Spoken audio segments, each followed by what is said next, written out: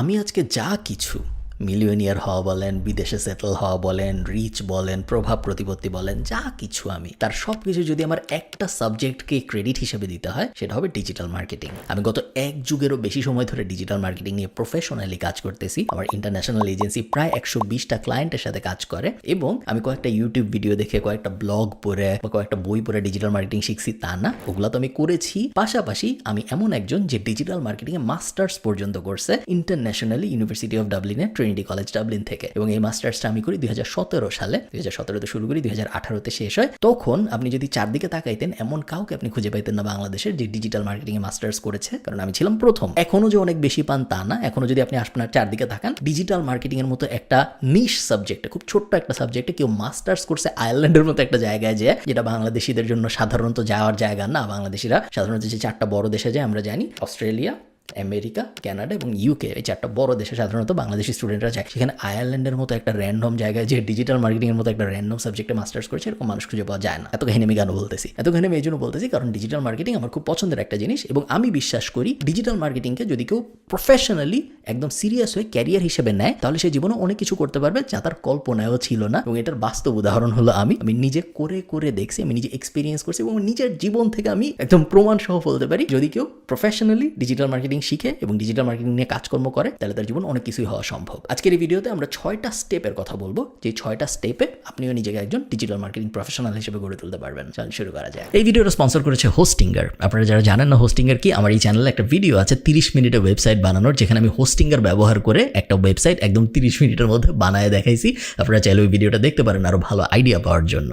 দুনিয়ায় অনেক hosting company আছে, বাট হোস্টিঙ্গার আমার পছন্দ হওয়ার মেইন কারণ হলো আপনি যখন লং টার্মে ওদের কাছ থেকে কিছু কিনেন, 24 মাস বা 36 মাস বা 48 মাসের জন্য, 1 বছরের বেশি যখনই আপনি কিনেন ওদের কাছ থেকে কিছু, তখন যে ডিলটা পাওয়া যায়, স্পেশালি ফ্রি ডোমেইন যখন সাথে পাওয়া যায়, এইটা কম্পেয়ার করি যখন আমি অন্যান্য শেয়ার্ড হোস্টিং কোম্পানির সাথে, খুব ভালো একটা ডিল দেয় আমাকে, যেটা অন্য কোনো কোম্পানি দেয় বলে আমার মনে হয় না। এই মুহূর্তে ইন্টারন্যাশনাল কোনো কোম্পানি দেয় বলে আমার মনে হয় না। সো আপনার ওয়েবসাইট যদি এমন হয় অনেক ছোট, 1 লাখ 2 লাখের বেশি ভিজিটর আসে না, তাহলে অবশ্যই আপনার হোস্টিঙ্গারের দিকে যাওয়া উচিত। হোস্টিঙ্গার আপনাকে ইন্টারন্যাশনাল সার্ভার দিবে, ওদের কাস্টমার সাপোর্ট বেশ ভালো এবং দামের ক্ষেত্রে, মেইন বেনিফিটটা আসলে দামের ক্ষেত্রে আমার ধারণা এরকম সিমিলার কোয়ালিটির অন্য কোনো কোম্পানি নাই যারা এরকম ভালো দামে ডোমেইন এবং হোস্টিং দিচ্ছে। হোস্টিঙ্গারের সব বিস্তারিত আমি ডেসক্রিপশনে দিয়ে দিব, উপরে নিচে কোথাও, আপনারা চেক আউট করে দেখতে পারেন। এবং 30 মিনিটের ওয়েবসাইট বানানোর ভিডিওটা যদি আপনি দেখেন তাহলে আপনার কাছে একদম দিনের আলোর মতো পরিষ্কার হয়ে যাবে যে কিছু না জানার থেকে একটা ওয়েবসাইট আসলে কিভাবে বানাইতে হয়। চলুন ভিডিওতে ফেরত যাই। স্টেপ নাম্বার 1, ডিজিটাল মার্কেটিং কি জিনিস এটা বোঝা। আপনি যদি ডিজিটাল মার্কেটিং কি জিনিস এটা নাই বুঝেন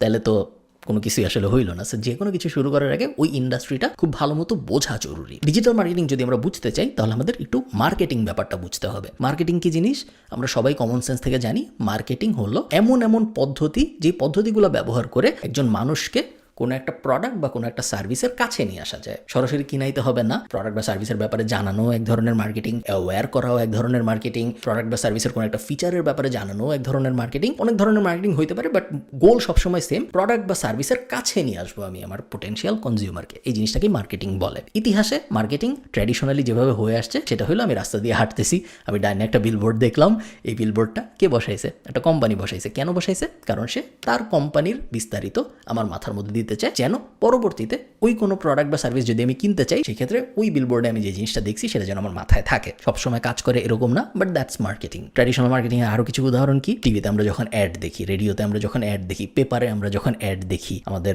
আশপাশে যখন আমরা টোস্টার দেখি, এগুলো সবই ট্র্যাডিশনাল মার্কেটিং এর উদাহরণ। বিপিএল যখন কোনো একটা কোম্পানি স্পন্সর করে বা আইপিএল যখন কোনো একটা কোম্পানি স্পন্সর করে, এগুলো সব কিন্তু ট্র্যাডিশনাল মার্কেটিং এর উদাহরণ। 2008-9 এরকম সময় পর্যন্ত ট্র্যাডিশনাল মার্কেটিংই পুরো দুনিয়ায় রাজত্ব করেছে। মার্কেটিং এর জগৎ বলতে আমরা ট্র্যাডিশনাল মার্কেটিং এর জগতেই বুঝতাম। আস্তে আস্তে 2008-এর আশপাশে, আগেও হয়েছে, বাট 2008-এর আশপাশে আমরা একটা শিফট দেখতে পাই। সেটা হলো নতুন একটা টপিকের আবির্ভাব, যে টপিকটার নাম ডিজিটাল মার্কেটিং। ডিজিটাল মার্কেটিং কি জিনিস? মার্কেটিং।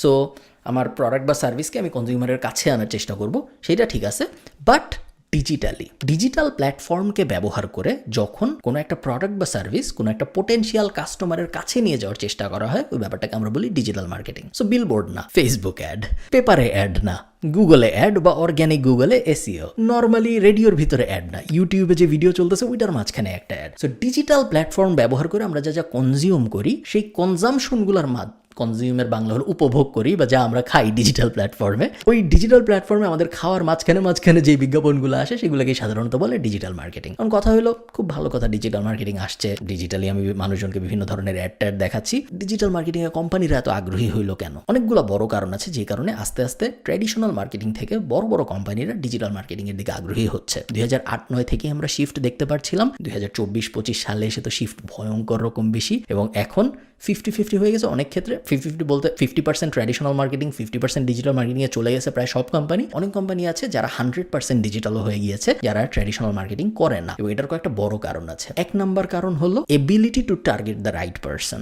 যখন আমি জুতা বেচবো একটা, এবং আমার ট্র্যাডিশনাল মার্কেটিং ব্যবহার করতে হবে জুতা বেচার জন্য, আমি যখন টিভিতে অ্যাড দিব, আমি যখন নিউজ পেপারে অ্যাড দিব, আমি যখন বিলবোর্ড বসাবো জুতার, ওই জুতার অ্যাডটা আসলে কে দেখবে, তার আসলেই জুতা কেনার আগ্রহ আছে নাকি, এগুলোর কোনো কিছুর ব্যাপারে আমার কোনো শিওরিটি নাই। মার্কেটিং ব্যাপারটা এরকমই ছিল, কোনো গ্যারান্টি ছিল না, যেটাকে আমরা বলতাম যে ইংলিশ টার্মটা আমার এই মুহূর্তে মনে পড়তেছে না, বাট বেসিক্যালি গুলি করা, যে গুলিটা চারিদিকে ছড়ায় যাবে, ছড়রা স্টাইলে গুলি, কয়েকটা লাগলো, কয়েকটা লাগলো না। ডিজিটাল মার্কেটিং আসার পর এটা পরিবর্তিত হয়ে শর্টগান মেথডে চলে আসছে। এখন আমি জুতার অ্যাড টার্গেট করে এমন মানুষকেই দেখাইতে পারি যার জুতা দরকার, যে বেশি হাঁটে, যে বেশি দৌড়ায়, বা যে অনেক জুতা কিনে আমি তার পাস্ট বিহেভিয়ার দিয়ে দেখছি, বা এই স্পেসিফিক বয়সের মানুষকে আমি দেখাইতে পারি, এই স্পেসিফিক জেন্ডারের মানুষকে আমি দেখাইতে পারি, এই স্পেসিফিক রিজিয়নের মানুষকে আমি দেখাইতে পারি, বা এমন মানুষকে আমি নাইকির অ্যাড দেখাইতে পারি যে মাইকেল জর্ডানের ফ্যান, কারণ আমরা জানি তার নাইকি কেনার চান্স একটু বেশি। তো এই টাইপ জিনিসপত্রগুলো, এবিলিটি টু টার্গেট, একদম পিন পয়েন্ট করে পারফেক্ট মানুষকে টার্গেট করার এবিলিটি ডিজিটাল মার্কেটিং অনেক বেশি, যেটা একটা বড় কারণ যে কারণে কোম্পানিরা আস্তে আস্তে ট্র্যাডিশনাল থেকে ডিজিটালে চলে আসছে। সেকেন্ড আরেকটা যেটা বড় কারণ সেটা হলো কস্ট এফেক্টিভনেস। দেখেন পেপারে অ্যাড বা বিলবোর্ডের অ্যাড অনেক দামি, ইভেন আজকের দিনেও অনেক বেশি দামি, এবং এটার একটা মূল কারণ হলো রিয়েল এস্টেটের স্বল্পতা। আপনি চাইলেই মহাখালীতে 500 বিলবোর্ড বসাইতে পারবেন না, জায়গায় আছে 10টা। সো যেহেতু জায়গা কম এবং যেহেতু ডিমান্ড বেশি, এই কারণে সব কোম্পানি টার্গেট করে ওই 10টা জায়গা নিতে, এবং এই কারণে দামটা বাড়ে। আমরা সাপ্লাই অ্যান্ড ডিমান্ডের বেসিক ইকোনমিক্স থেকে এটা বুঝি। ডিজিটালের সুবিধাটা হইলো ফেসবুকের স্ক্রলের তো শেষ নাই, গুগলের অ্যাডের তো শেষ নাই, ইউটিউবে ভিডিওর তো শেষ নাই। সো কত জায়গায় আমি কত অ্যাড দিতে পারবো এটার যেহেতু শেষ নাই, সো সেম সাপ্লাই অ্যান্ড ডিমান্ডের ইকুয়েশন যদি আপনি চিন্তা করেন, খরচও কমে আসতেছে, আমি টার্গেটও করতে পারতেছি আরো ভালো মানুষকে। এটা একটা বড় কারণ যে কারণে আরো কোম্পানি ডিজিটালে চলে আসতেছে, অর্গানিক মার্কেট, ট্র্যাডিশনাল মার্কেটিংকে অ্যাভয়েড করে। থার্ড যে আর একটা বড় কারণ সেটা হলো মানুষের অ্যাটেনশন শিফট করা। মানুষের অ্যাটেনশন যেখানে যাবে, মার্কেটিং সবসময় সেখানে যাবে। এটা মার্কেটিং এর একটা ধ্রুব সত্য ব্যাপার। মানুষ যদি কালকে হঠাৎ করে সবাই মিলে বাংলাদেশে কাবাডি দেখা শুরু করে, তাহলে পরশুদিন থেকে সব কোম্পানি ওই কাবাডির খেলাগুলো স্পন্সর করা শুরু করবে, কাবাডির জার্সি স্পন্সর করা শুরু করবে। তার কারণ মার্কেটিং এর বেসিক রুলই হইলো যেখানে অ্যাটেনশন যাবে ওখানে মার্কেটিং যাবে। আমার ভিডিওতে মানুষ স্পন্সর করে কেন? কোম্পানিরা। কারণ আমার ভিডিওতে মানুষ অ্যাটেনশন দেয়, যেহেতু মানুষ অ্যাটেনশন দেয়, ওই অ্যাটেনশনেরই একটু পার্সেন্ট একটা কোম্পানি নিতে চায় স্পন্সরশিপ স্লট নিয়ে। একইভাবে খেলার ভিডিওতে খেলা যখন হয় তখন কোম্পানিরা স্পন্সর করে, সেম, কারণ খেলায় আমরা অ্যাটেনশন দিচ্ছি। ওয়ার্ল্ড কাপের সময় স্পন্সরশিপের ফি বেড়ে যায়, কারণ ওয়ার্ল্ড কাপে অ্যাটেনশন অনেক বেশি। নর্মাল খেলায় স্পন্সরশিপ কমে আসে, কারণ নর্মাল খেলায় অত অ্যাটেনশন নাই। ডিজিটালে যেহেতু অনেক অ্যাটেনশন আসছে, মানুষ সারাদিন গুগলে, মানুষ সারাদিন ফেসবুকে, মানুষ সারাদিন ইনস্টাগ্রামে, টিকটকে, এই কারণে ডিজিটালেও কোম্পানিরা অ্যাড দেওয়া বেশি শুরু করতেছে। খুব সিম্পল ব্যাপার। স্টেপ 2 হলো এই ব্যাপারটা বোঝার চেষ্টা করা, ডিজিটাল মার্কেটিং এর ভেতরে কি কি সাব টপিক আছে বা সাব ফিল্ড আছে যেখানে আপনি আপনার নিজের ক্যারিয়ার দাঁড় করাইতে পারেন। ডিজিটাল মার্কেটিং এর সাব ফিল্ড বলতে আমরা যদি আবারও ট্র্যাডিশনাল মার্কেটিং এর উদাহরণ নিই তাহলে বুঝতে সুবিধা হবে। ট্র্যাডিশনাল মার্কেটিং এর সাব ফিল্ড কি? ট্র্যাডিশনাল মার্কেটিং এর সাব ফিল্ড হইল আপনি টিভি অ্যাডের বিষয়ে একজন এক্সপার্ট হইতে পারেন, আপনি কপি লেখার ব্যাপারে একজন এক্সপার্ট হইতে পারেন, আপনি বিলবোর্ড বানানোর ব্যাপারে একজন এক্সপার্ট হইতে পারেন, বিলবোর্ডের ভিতরে যে ডিজাইন হয় সেই ডিজাইনের ব্যাপারে আপনি একজন এক্সপার্ট হইতে পারেন। সো ট্র্যাডিশনাল মার্কেটিংয়ের যে ডিফারেন্ট পার্ট আছে, ওই ডিফারেন্ট পার্টে আলাদা আলাদা এক্সপার্ট মানুষ পাওয়া সম্ভব। ডিজিটালেও ব্যাপারটা এক্স্যাক্টলি সেম, বাট ডিজিটাল এই ব্যাপারটা আমরা দুইভাবে ডিফাইন করি। একটা হলো প্ল্যাটফর্ম ডিফারেন্স আর একটা হলো স্কিল ডিফারেন্স। প্ল্যাটফর্ম ডিফারেন্স ব্যাপারটা হলো ডিজিটাল মার্কেটিংয়ে আপনি যখন একজন মানুষের কাছে পৌঁছানোর চেষ্টা করতেছেন আপনার ডিজিটাল মার্কেটিং স্কিল দিয়ে, তখন সেই স্কিলটা অনেক ধরনের হয়, অনেক প্ল্যাটফর্মের উপর ভিত্তি করে স্কিল পরিবর্তিত হয়। গুগল অ্যাড দেওয়া এক ধরনের ডিজিটাল মার্কেটিং। এটা কারা করে? যারা গুগলের মাধ্যমে মানুষের কাছে পৌঁছাতে চায়। আমি যখন লিখব ডক্টর ইন শরীয়তপুর, তখন শরীয়তপুরের কোন ডাক্তার গুগলের প্রথম পেজে আসবে ভার্সেস কোন ডাক্তার দ্বিতীয় পেজে আসবে, এটা কিন্তু একটা বড় ব্যাপার। এবং ইন্টারন্যাশনালি এটার উপর বিলিয়ন এক্সাম্পলটা আমি জাস্ট আপনাদের বোঝার সুবিধার জন্য দিচ্ছি। ইন্টারন্যাশনালি এটা একটা বড় ডিল, গুগলের প্রথম পেজে কে আসবে না আসবে। ফেসবুকে আমি কোন অ্যাড দেখবো, কোন অ্যাড দেখবো না, কোন অ্যাড দেখাবো, কোন অ্যাড দেখাবো না, এটা কমপ্লিটলি ডিফারেন্ট একটা স্কিল। যেই লোক গুগল অ্যাডে এক্সপার্ট হবে বা গুগল অর্গ্যানিকে এক্সপার্ট হবে, সেম লোকেরই ফেসবুক অ্যাড বা ফেসবুক অর্গ্যানিকে এক্সপার্ট হওয়া জরুরি না। এগুলো হলো প্ল্যাটফর্ম ডিফারেন্স।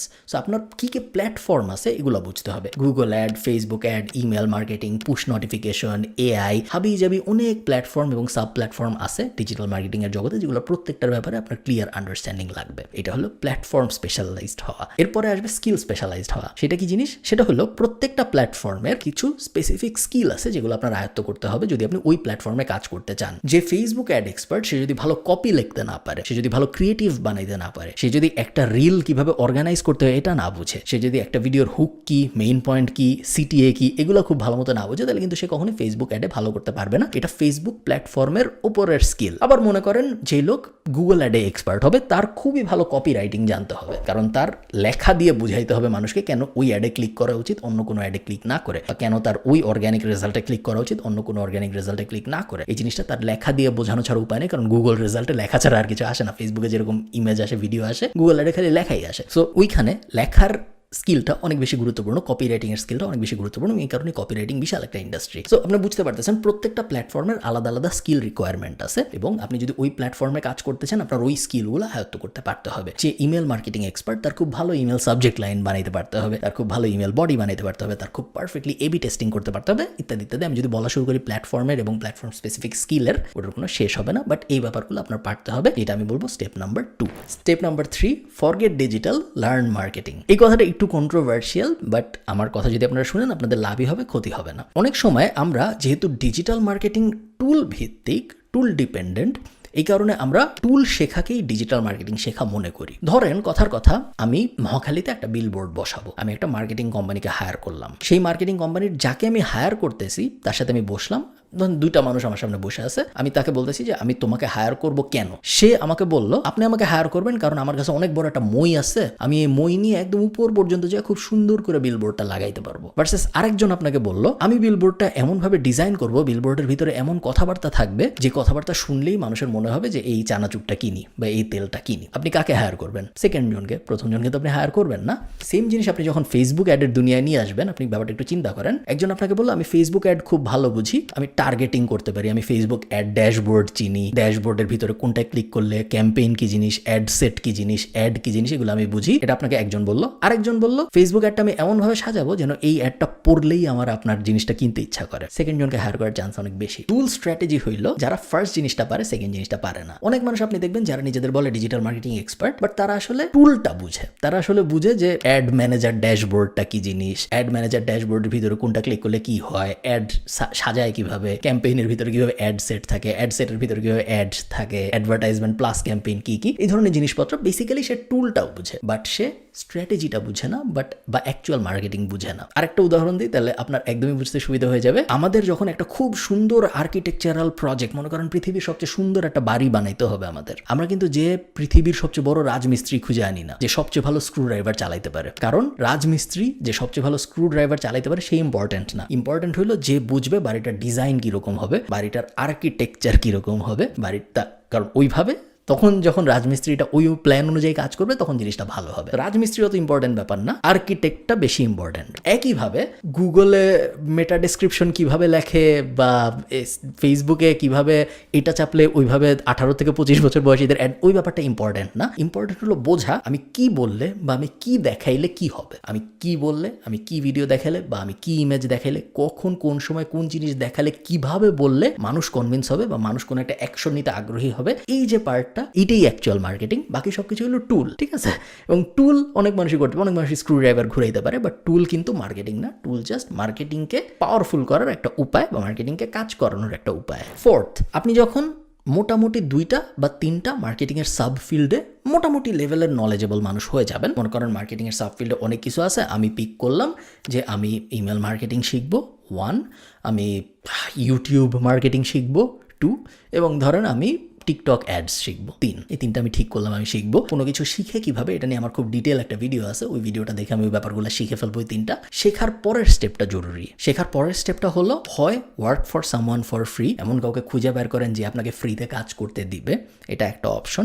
সেকেন্ড অপশন হলো বিল্ড ইউর ওন প্রজেক্ট। কেউ যদি আপনাকে এমন না থাকে যে আপনাকে ফ্রিতে কাজ করার সুযোগ দিচ্ছে তার কোম্পানিতে, সেই ক্ষেত্রে আপনার নিজেরই করতে হবে, নিজেরই একটা সাইড বিজনেস দাঁড় করাইতে হবে, নিজেরই একটা সাইড প্রজেক্ট দাঁড় করাইতে হবে, এবং তারপরে আপনি যে স্কিলগুলো শিখছেন সেই স্কিলগুলো অ্যাপ্লাই অ্যাপ্লাই করতে হবে নিজের সাইড প্রজেক্টে। এবং এতে করে যেটা হবে সেটা হলো আপনার একটা পোর্টফোলিও ক্রিয়েট হবে। আপনি মানুষকে বলতে পারবেন যে ভাই আমি যে শিখছি এটা জাস্ট আমি বলতেছি না, এই হইলো প্রমাণ যেটা দেখে আপনি বিশ্বাস করবেন আমি শিখছি। অনেক মানুষ আছে যারা বলে যে সে পারে, তাদের মনেও হয় তারা পারে, বাট তারা আসলে দেখাইতে পারে না যে তারা পারে। আপনি ওই ব্যাপারটা করবেন না, আপনি দেখাইতে যেন পারেন এইটার জন্য যতটুকু কষ্ট করা লাগে আপনি করবেন, কারণ দেখাইতে না পারলে মুখের কথার কোনো মূল্য নেই। স্টেপ নাম্বার 5, এখন আপনার দেখানোর মতো জিনিস আছে। যেহেতু এখন আপনার দেখানোর মতো জিনিস আছে, এখন আমরা চলে যাব দুইটা জায়গায়, এক ট্র্যাডিশনাল জব মার্কেটে এবং সেকেন্ড ফ্রিল্যান্স মার্কেট প্লেসে। ট্র্যাডিশনাল জব মার্কেট বলতে আমি মেইনলি বোঝাচ্ছি LinkedIn jobs, BD jobs, we work remotely, এই সব জায়গায়। এবং বাংলাদেশিগুলাও যত আপনি অ্যাপ্লাই করবেন একই সাথে আপনি ইন্টারন্যাশনাল রিমোটগুলাও অ্যাপ্লাই করবেন, তার কারণ দুইটা সেমই, কোনো ডিফারেন্স নাই। ডিজিটাল মার্কেটিং এমন একটা স্কিল যেটা লোকেশন ডিপেন্ডেন্ট না। এমন না যে বাংলাদেশের মানুষ আমেরিকায় ডিজিটাল মার্কেটিং করতে পারবে না, এরকম না ব্যাপারটা, পুরো দুনিয়ায় আপনি কাজ করতে পারবেন। সো আমি চাই আপনি বিডি জবস টাইপ বাংলাদেশি বা লিঙ্কডইন জবস বাংলাদেশি যেসব জব পোর্টাল আছে সেগুলোতে তো আপনি চোখ রাখবেনই,